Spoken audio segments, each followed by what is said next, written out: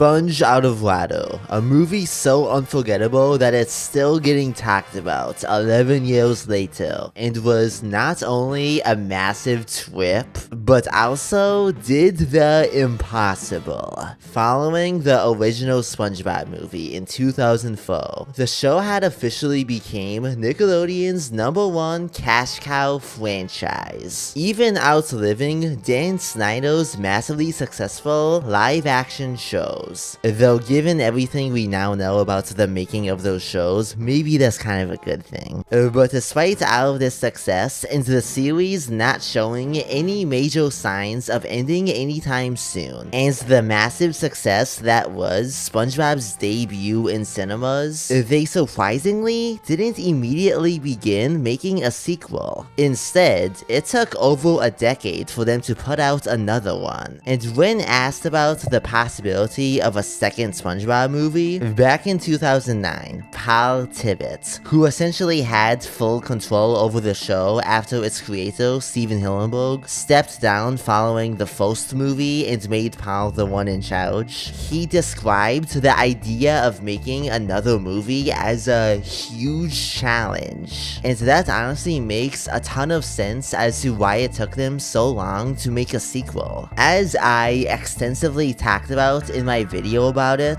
the original SpongeBob movie is considered by most people to be when the entire franchise peaked. Topping that, or even attempting to come close to topping that, seems completely impossible. And I think they felt the same way, because when watching 2015's The SpongeBob Movie Sponge Out of Water, you get the understanding that they did not go into it trying to copy and paste all of the good qualities that the first SpongeBob movie had, because you can't just do what that one did and top it. So instead, they set out to do something different. Something different for the franchise. And what they came up with led to the absolute strangest and trippiest SpongeBob movie. And one that also aimed at going big, which can be seen with how it opens up on Bikini Atoll, the island above Bikini Bottom, which we've seen countless times throughout the show, and even in the original movie. But in line with its go big or go home style, this movie gives us a look at the island that we've never seen before, as it suddenly zooms in on it. And we see that there's practically an entire jungle on the island. One that we see the villain of the movie, a live-action pirate known as Burgerbeard,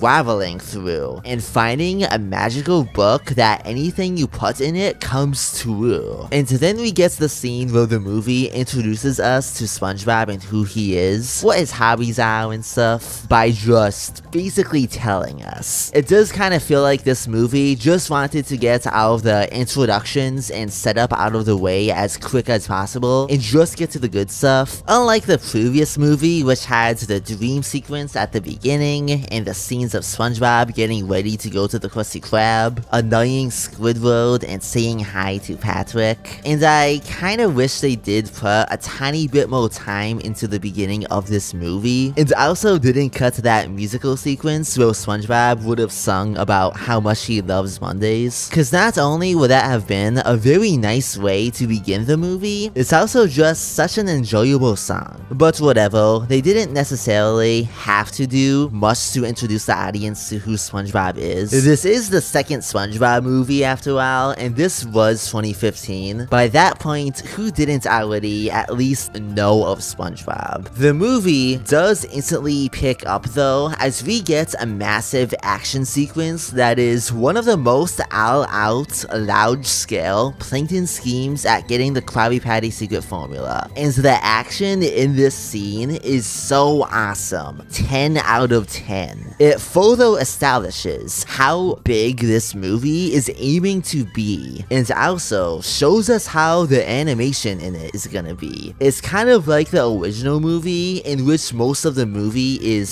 2D animated, but just in high definition. But the character designs are basically representative of the ones in the post-movie era of SpongeBob. And so the animation itself is like some type of in-between combination of the animation in the original movie and also the more expressive animation we would eventually get in the post-sequel era of SpongeBob, seasons 10, 11, 12, etc. And a lot of the people who are not a big fan of how over-the-top expressive a lot of the animation is in the newer episodes might also forget how stiff and unexpressive the animation was becoming over time throughout the post-movie seasons. But to then have this movie come along with a lot of insane action and very wacky expressive animation, that was just such a nice change of things. A little after this action scene, SpongeBob has to tug back and forth on the secret formula with Plankton, as he tells SpongeBob that if he gives him the formula and teams up to take it, they can both be wealthy and powerful, until he eventually betrays SpongeBob, foreshadowing Plankton's lack of an understanding of how a team is supposed to function, something that the movie will then build on. But at that moment, as he and Plankton are alone in Mr. Krabs' office, and SpongeBob is the only one who can stop Plankton from stealing the formula, it just completely vanishes, and neither of them know what happened to it. And this is another thing I love about this movie, how SpongeBob is characterized in it. In the post-movie seasons, which many people consider the dark age of SpongeBob, he was often characterized as being increasingly less and less of an actual character, with any sense of, well, anything going on around him. No IQ, not even a low IQ, just an unmovable object of living stupidity. But not in this movie. He's actually basically just like he was in the classic era, which we especially see in how, despite Mr. Krabs being his boss and often a bit of a father figure to him, SpongeBob doesn't just mindlessly stand by as Mr. Krabs falsely accuses Plankton of taking the formula. SpongeBob stands up for him and says, "No, Plankton is innocent." And then he blows a bubble to help him and Plankton escape from Mr. Krabs, who now feels like SpongeBob stabbed him in the back. And I just absolutely love how this entire scene plays out, and the tension between SpongeBob and Mr. Krabs. It's kind of funny how instantly, as soon as the Krabby Patty secret formula is gone, Bikini Bottom just erupts in flames and everyone becomes post-apocalyptic. And now we have SpongeBob and Plankton, who are basically outlaws and wanted criminals. And we see how SpongeBob tries to explain to Plankton what being teammates means and just the concept of it, which he does not understand whatsoever. And SpongeBob and Plankton's dynamic throughout the entire movie is one of the biggest strengths that it has, and how much the two characters clash in personality and outlook and view on life. And also, this specific scene in particular kind of reminds me of when SpongeBob in the classic season 1 episode was trying to explain to Plankton the concept of fun, which Plankton also was not understanding whatsoever. But I don't feel like the movie is copying that episode, just kind of building off of a character dynamic between SpongeBob and Plankton that has already been shown to work very well. We see SpongeBob and Plankton trying to then build a team by going to Patrick and trying to get Patrick to join it, but Patrick has completely lost his sense of loyalty to SpongeBob in these dark times and tries to sell SpongeBob out to Mr. Krabs and the angry mob. And then they go over to Sandy's tree dome, but then they find out that Sandy has completely gone insane. And I just want to say, I absolutely love the background design in this scene of the walls, well, technically windows, of Sandy's tree dome being covered by a psychotic scattered mess of sticky notes. And I also love the kind of spooky atmosphere at the beginning of the next sequence. And in which SpongeBob and Plankton go to the Pineapple House and try to get Gary to join their team. And the Pineapple House is covered in nothing but snail slime, as we then see it's basically become a palace for Gary, who is now king of snails, as a bunch of other snails are gathered around in front of him and then chase SpongeBob and Plankton out. But by chase, I of course mean very slowly follow them from behind. A pretty funny gag that plays on snails being slow and sluggish. Eventually, we also have the scene of SpongeBob going to bed and then Plankton going inside SpongeBob's brain. And before what I'm about to say, I just want to make it very well known that I am someone who's never done any drugs. I never will do any drugs, and I do not condone any drugs. But with that said, I love how at this moment of Plankton experiencing what goes on inside the mind of SpongeBob, which is something that has happened before in the show and has already led to some pretty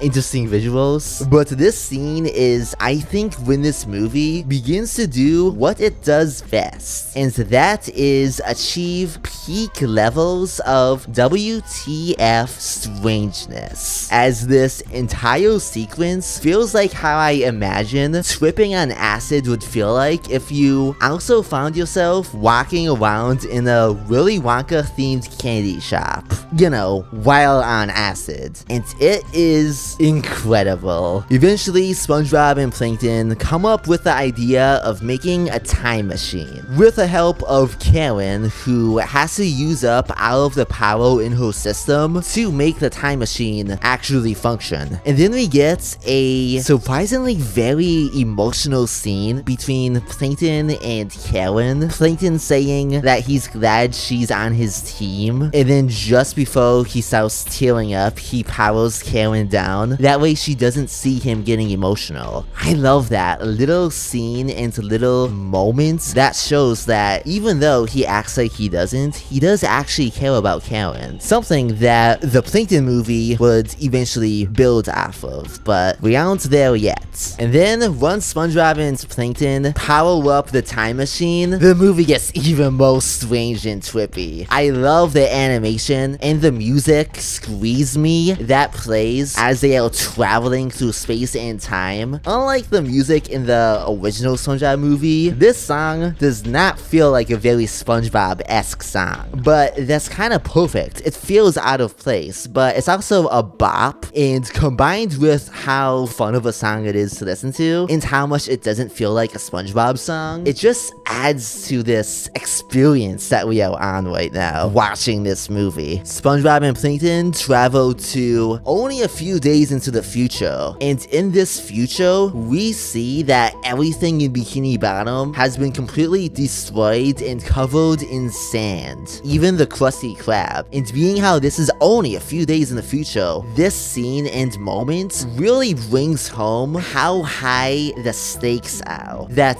if SpongeBob and Plankton do not succeed at using a time machine to then get the secret formula from before it disappeared, they really only have a couple days until everything completely gets destroyed. And it terrifies SpongeBob, as we see with how he quickly escapes back into the time machine. And then we get the most strange and bizarre scene in the entire movie. SpongeBob and Plankton end up in an outer space station that is shaped like a triangle, and they meet this giant magical talking dolphin known as Bubbles, who is the one who watches. His job is watching the entire universe and making sure the planets are at peace and everything, and he has to use the bathroom, and then he has SpongeBob and Plankton take over watching the universe, and then two of the planets completely collide and get destroyed. What? So, like, they literally destroy Saturn and Jupiter in this movie. Bubbles is very mad at them after this happens, and so they escape back into the time machine. And finally, they do end up seemingly getting the secret formula, and then they bring it back from the past to the present day in Bikini Bottom. But uh-oh, it's not the correct secret formula. It's a fake one that Plankton was gonna replace the actual one with. And after feeling like they failed this mission of theirs, SpongeBob decides that he will stand up and sacrifice himself for the future of Bikini Bottom, because Sandy comes in saying that they need a sacrifice for the sandwich gods, which is absolutely insane, and that's kind of the point. And just as he is about to die, him and Mr. Krabs smell Krabby Patties. And then, after SpongeBob and his friends get to where the smell of Krabby Patties is coming from, we see the other way that this movie is animated. And that is, the characters of SpongeBob and his friends are CGI now, and they are in a live-action beach setting, interacting with live-action characters and set pieces and everything like that. Which is a very 2010s decision, and honestly would be a very 2020s decision too, because nowadays we can't just have a 2D animated movie. But I do like how it does kind of feel like just a logical progression of the story in this movie. It doesn't feel like it comes completely out of nowhere, and it's also kind of neat seeing this new way of SpongeBob being brought to the screens. We've never seen SpongeBob looking exactly like this before. And yeah, some of the animation in this sequence, it does look a little bit dated, even though it was only 10 years ago. That kind of happens. CGI kind of ages a lot faster than 2D animation, which honestly, in my opinion, doesn't usually age that bad. But for the time especially, and even now, the CGI in this movie is still pretty dang good, and probably looked the best that it could have at the time. And we finally get to see SpongeBob and friends come face to face with Boglebeard, who has been using the magical book he found to make it so that he is the one that has secret Krabby Patty formula. He is basically shown to be like a live-action pirate version of Plankton, and I think as a character, he's a pretty good villain for a SpongeBob movie, even if I wish that they kept in the scene that showed his backstory a tiny bit and why he cared so much about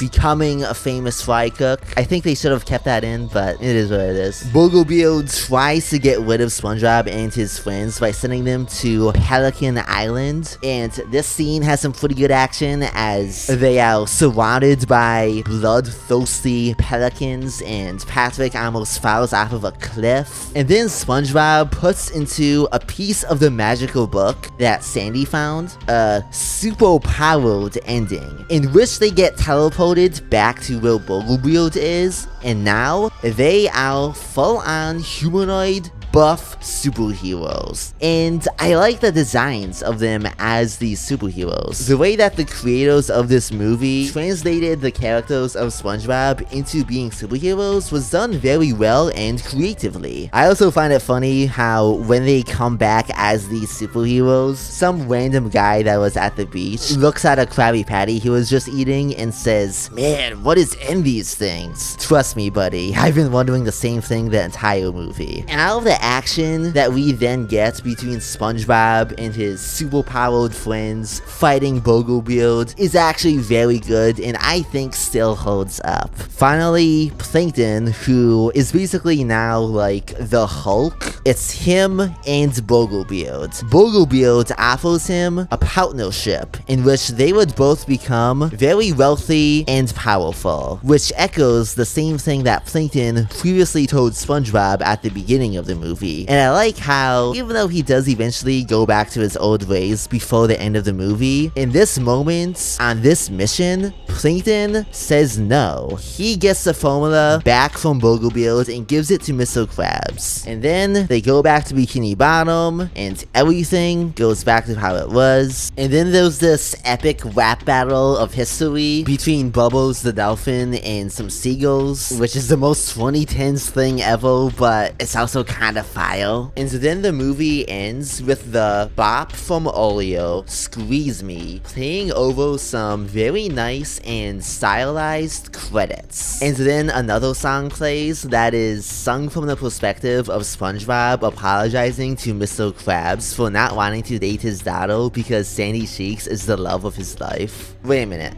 Huh? By the way, sorry, not trying to put down anyone's fan theories, but no, this does not mean Spandy is officially canon. This is just one song that was created by someone who hasn't even made a single SpongeBob episode. Anyways, as I mentioned in this video, the seasons following the original SpongeBob movie are what many fans of the franchise consider to be the dark ages of SpongeBob. And there are many reasons as to why this is. But one of the main things people often point to as possibly being one of the main reasons why the show had a bit of a decline in quality was how, after that movie came out, the creator of SpongeBob, Steven Hillenburg, well, this is a bit of a misconception. A lot of people think he fully stepped away from the production of it. He didn't ever fully walk away from SpongeBob. He did, though, at least mostly walk away from it. At least that's how it seems. But this movie marked basically his full-on comeback to the franchise, and he ended up being heavily involved in the making of Sponge Out of Water, along with Paul Tibbett, the guy who at the time was currently in charge of the show. And what the two of them, along with everyone else behind it, were able to achieve when making this movie should not be understated. They made what is the most experimental, creative, unique, and nautically nonsensical SpongeBob movie ever made. And although it, in my opinion, isn't quite as impactful as the lesson and theme in the previous movie, it also had a pretty nice lesson about coming together as a team for the kids watching the movie that, honestly, even a lot of adults probably need, as it seems like everyone always wants to fight with each other nowadays. You could go on Twitter and say, "I like apples," and people would yell at you saying, "Actually, bananas are better than apples." And it's like, okay, I never said anything about bananas. This movie also put SpongeBob as a franchise on a path that led to a handful of seasons that many fans consider to be a bit of a comeback, in which it got good again. And even though I wouldn't say this one is actually as good as the original SpongeBob movie, Sponge Out of Water is definitely pretty up there and is a very satisfying follow-up to what is one of the best animated movies ever made. And that is an achievement that I think is pretty fantastic. And then there was another movie.